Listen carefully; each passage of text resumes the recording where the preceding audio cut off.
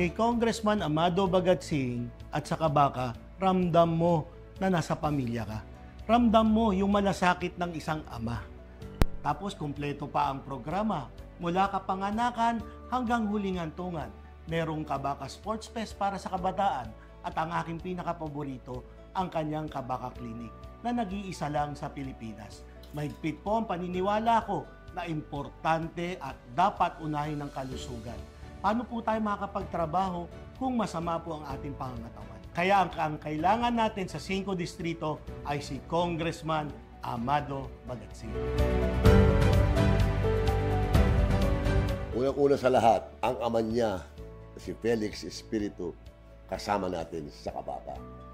Konsyal natin sa Kabaka. Kaya magaling si Felix, na paasahan mo. Di siyempre, magaling yung anak na si Bobby o Kabady Espiritu. Kaya, fully endorsed, pusong Kabaka, yan si Bobby Espiritu. Mga mahal kong taga 5 distrito, kaya atin pong iboto, Bobby Espiritu, number 9 sa balota. At ang ating Daddy A, ang ama ng Kabaka, ibalik po natin sa Kongreso, Congressman Amado Bagatsing, number 1 sa balota. Manila, God first.